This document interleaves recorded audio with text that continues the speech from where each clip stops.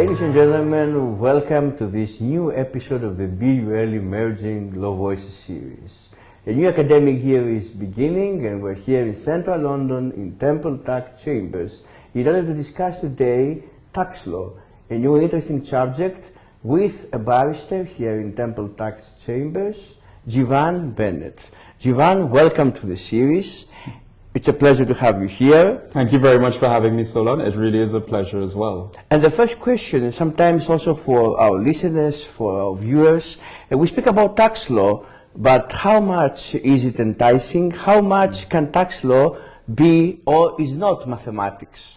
It's a really good question. It's a question I get a lot from my students at King's College London, where I teach a course there on the LLM program. And people often ask, is tax law mathematics? You know, do you have to be strong at mathematics? But first of all, no, it's law. The accountants do the mathematical aspects of it. But it's an area where one needs to have really strong abilities to read and understand law and interpret the legislation. So I would say that mathematics, though it's important to understand the output of the tax law, it isn't necessary for your average tax lawyer to necessarily be a mathematical genius. Does mathematical compound mean also that somebody has to have a mathematical way of thinking? That's a good question as well. Yes, I would say one needs to be extremely logical if one wants to practice tax law.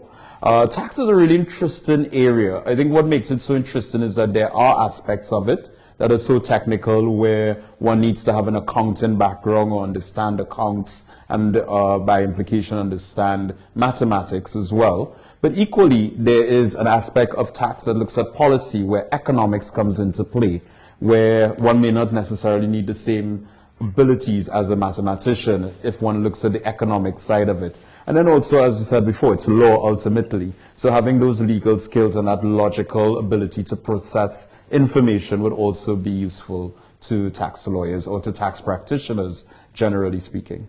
Jivaan, indeed, the nexus between economics and law is very actual, pertinent also to, and very contemporary, because we know that the markets actually have a major role in the design of the world events many times.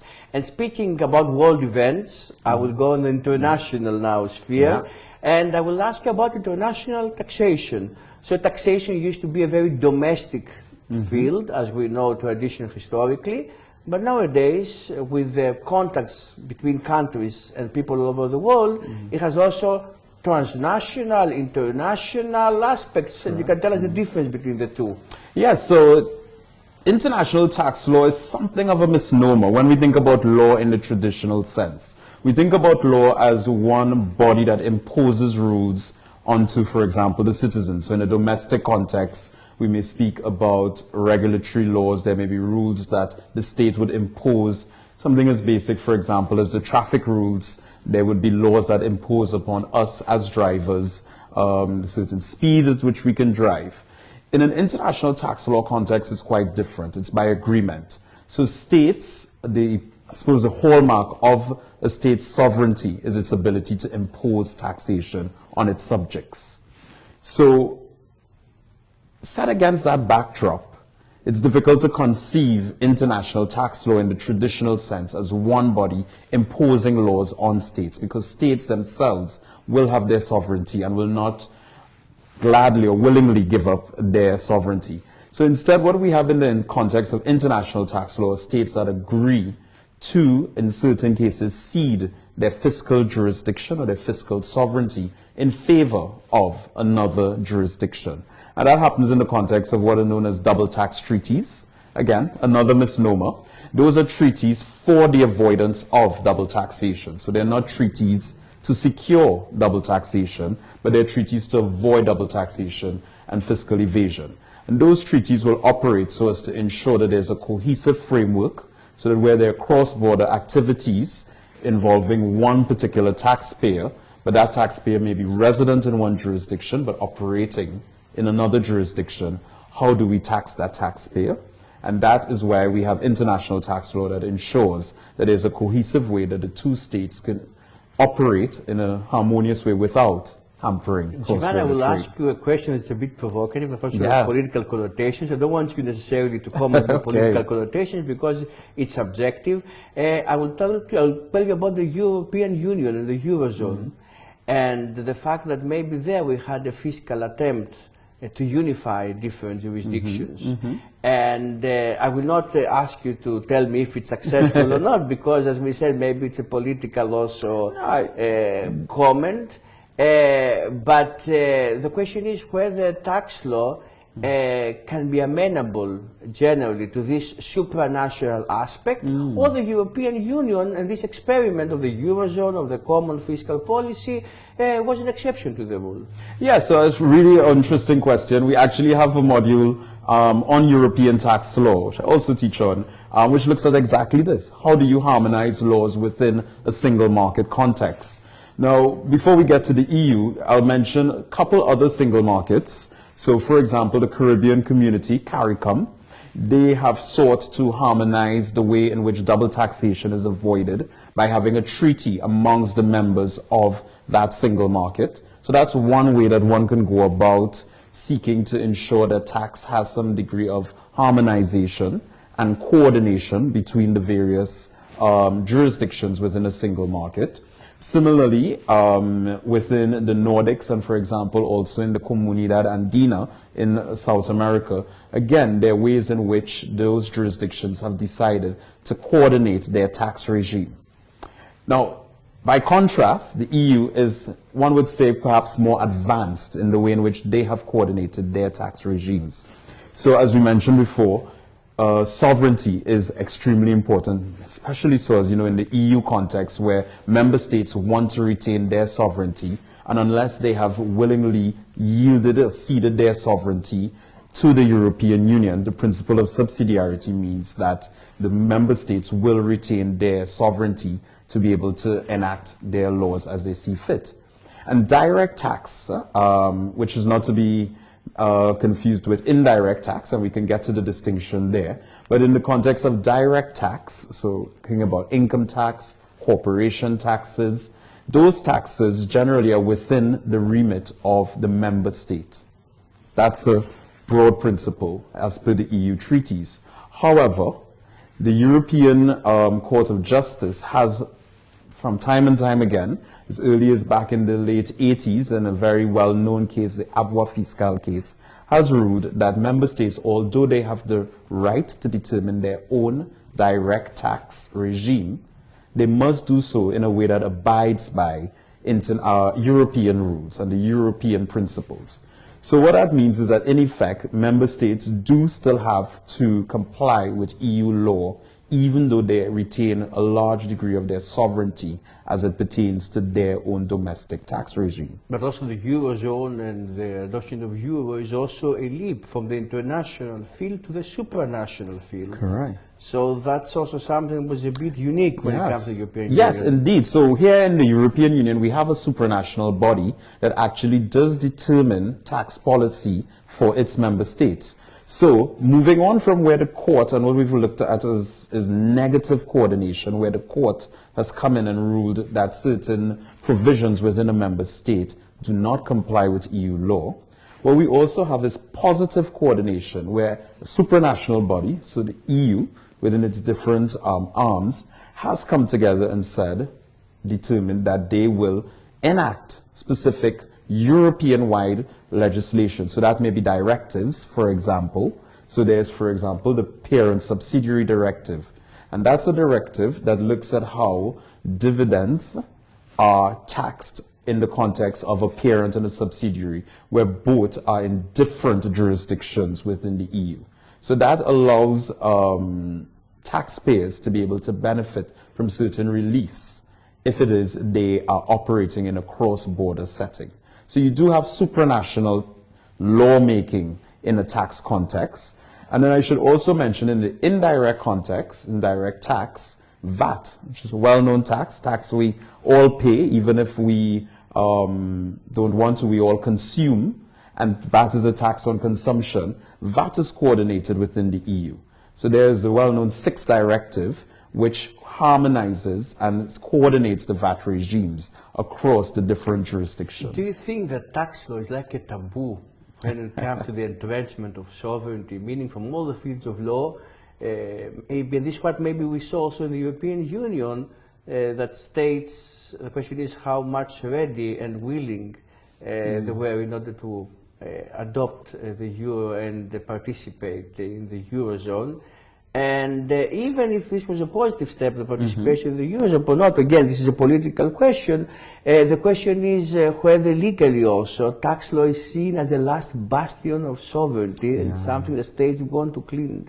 Yeah, I mean, you can understand why, right? Tax is directly linked to the state's revenues. So states do want to cling to their sovereignty.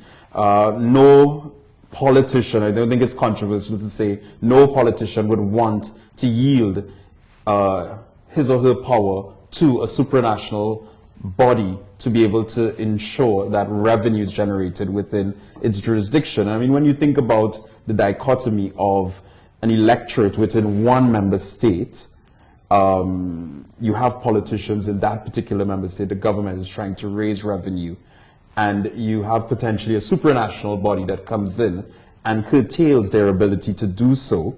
When the impact isn't felt at that level, but is felt by the politician at a domestic level, then of course I think there is definitely that political tension that exists between the member states that want to retain their sovereignty and want to be able to enact tax law as they see fit, but they also have agreed to yield a portion of their sovereignty as part of the European Union project. They have agreed to this, and they will, I think, inevitably there will continue to be a certain degree of tension, which fortunately we have a European Court of Justice which acts as the arbiter between the two parties. So Jivaan, we started from mathematics, and we saw now there is a junction between also tax law and political sciences, the concept of sovereignty.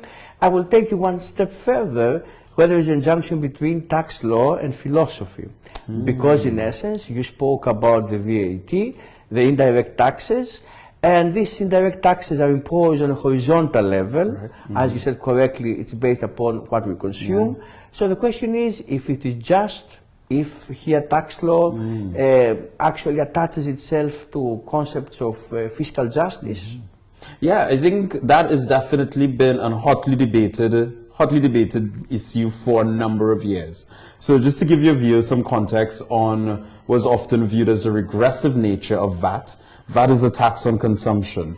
So whether someone may be as wealthy as you are or not so wealthy as I am, right? But personally, of course, just an example, because people maybe now you don't think that I'm the billionaire and you are, you know. All right, it's a hypothetical example. I wouldn't want anyone, a person who's wealthy and a person who isn't as wealthy will both pay the exact same amount of VAT if they're both consuming the same item, right? So VAT is a tax on consumption of goods and the supply of services. At least for most of the jurisdictions, you will have VAT being imposed on goods, supplies of services. Also is a tax on imports, but we can put that to one side for the purpose of our conversation.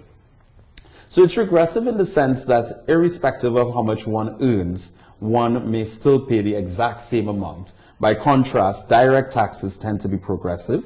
So if it is one earns a bit more here in the UK, one may end up paying up to 45% in income tax.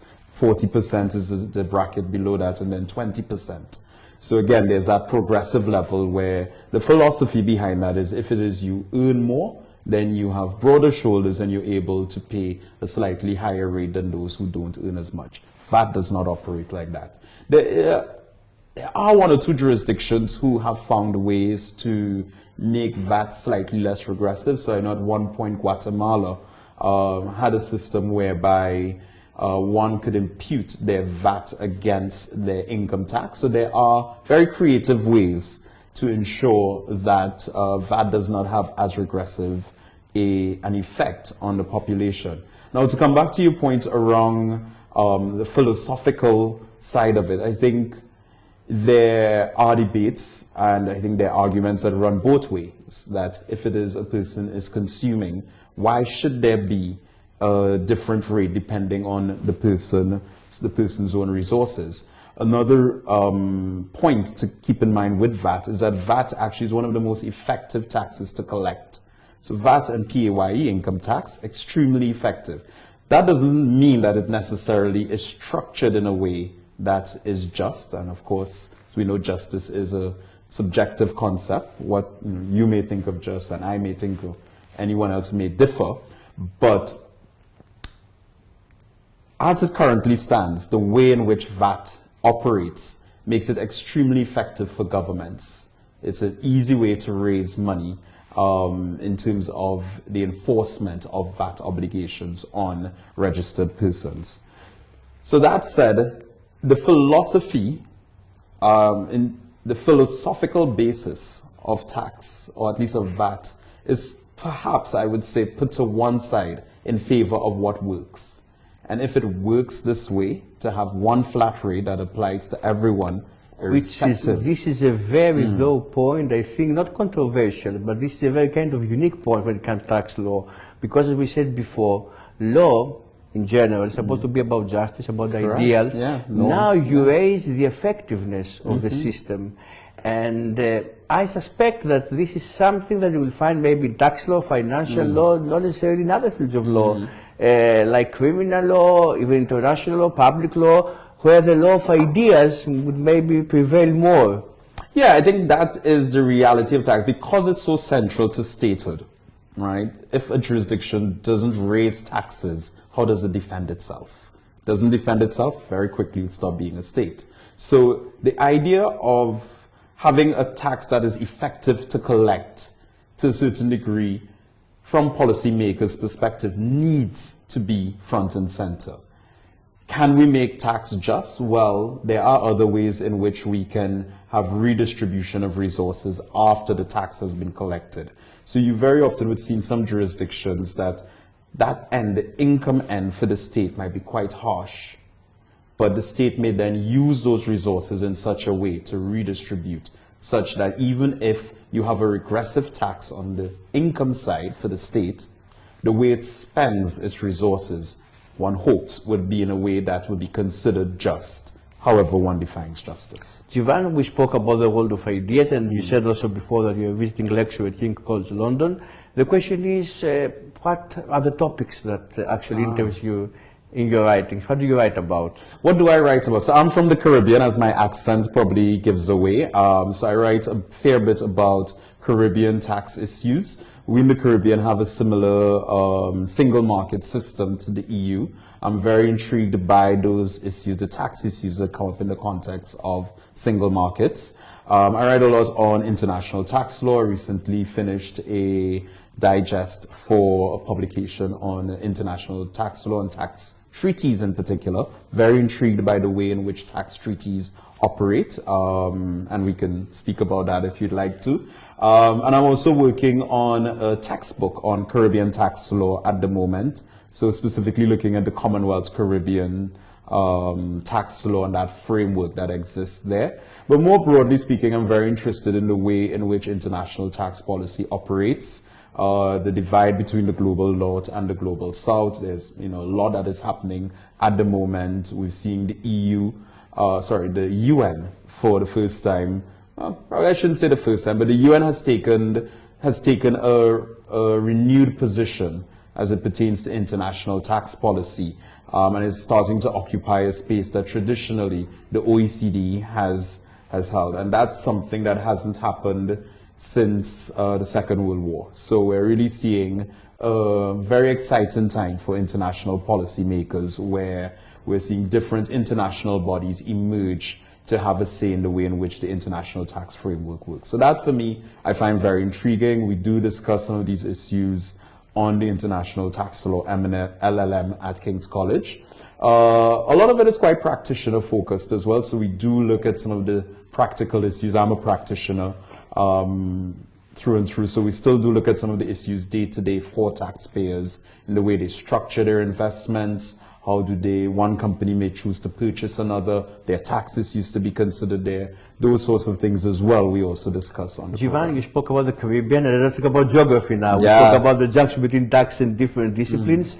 The question is, we know that the Caribbean also had changes when it comes to the structure of the state, meaning we have Trinidad and Tobago actually changing the head of state, and Jamaica wanted to follow suit. The question is, how much if this is mirrored also in taxation, in tax law in these countries? Well, from a tax perspective, it doesn't change much in terms of the tax framework.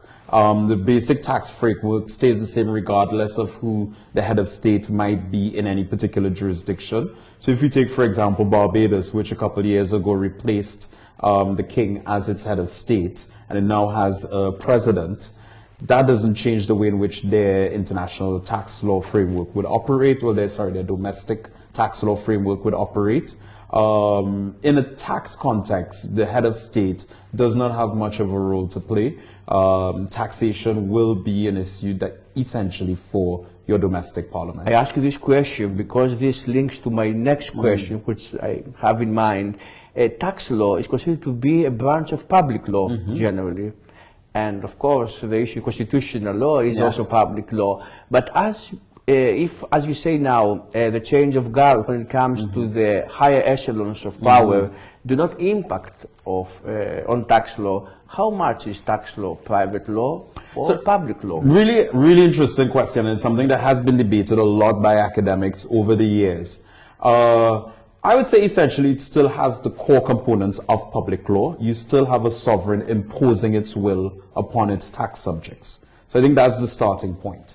However, there are certain aspects of tax law that link to other areas of private law. So if I can give you an example, in a VAT context, VAT is a tax that applies on the supply of goods or services and was referred to as a taxable supply. So it's a supply within the scope of the VAT Act. A supply for the purposes of the VAT legislation would require a supply for consideration. So we're looking at a contractual arrangement. So if it is you have a situation where that contractual arrangement is not quite clear, and that arrangement does not meet the specific criteria to qualify as a contract, and of course that comes back to private law, whether you have a contract between us or not, then there are certain VAT implications that may or may not apply. So there are aspects where in this particular scenario, contract law, in the area of private law, may impact the way in which the tax law operates. However, I think it's fair to say that tax as an abstract context, as an abstract concept, applies as public law, broadly speaking. And Jivaan, we spoke about international law before, and I come from international law expertise. I cannot but ask about the asymmetrical law treaties. In international law in general, we use the term asymmetrical in a number of occasions, asymmetrical warfare, especially when it comes to the laws of war. When it comes to taxation, the asymmetrical law treaties, what is happening? So we do have issues of asymmetry in the context of double tax treaties as well. Now, on the face of it, a double tax treaty would seem symmetrical. The way in which double tax treaties tend to be drafted is that they tend to say that jurisdiction A will yield its sovereignty in favor of jurisdiction B if a certain set of facts happen. And then it will say the exact opposite, that's in the opposite facts, that if it is the taxpayer is, let's say, a resident of jurisdiction B but operates in jurisdiction A, then jurisdiction B in that particular scenario will yield its sovereignty. So on the face of it, the way in which a double tax treaty is drafted appears fully symmetrical. In practice, it isn't always that clear. Whereas you have jurisdictions that are capital exporting, or what may be referred to as investor jurisdictions, and you have source jurisdictions or capital importing jurisdictions, although the treaty on the face of it may be drafted equally, the way in which that treaty is drafted may actually favor one jurisdiction more so than another. Now, in practical terms, we've seen this happen in the context of the OECD Model Tax Treaty as opposed to the UN Model Tax Treaty. And this has long been debated in terms of the way in which one of them is drafted as opposed to the other. So, broadly speaking, the OECD Model Double Tax Treaty will favor capital exporting jurisdictions. By contrast, the UN Model Tax Treaty will, broadly speaking, favor source jurisdictions, capital important jurisdictions. So there is definitely a degree to which policy impacts the way in which there's symmetry between the way in which states, in a cross-border context, will allocate their taxing rights. Jivaan, we spoke about tax law as a broader field that has implications also in policy. And we know, the argument goes, that low taxation brings development. Is this the case? And how much is it a myth?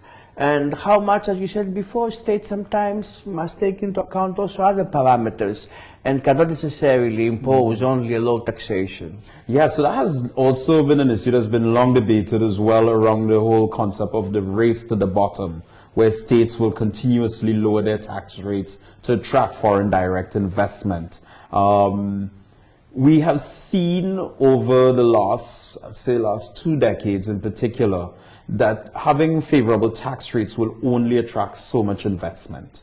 States need to offer more. So again, speaking from a Caribbean context where there are a number of low tax jurisdictions, sometimes pejoratively referred to as tax havens, which links to not only their low tax regime, but their transparency regimes.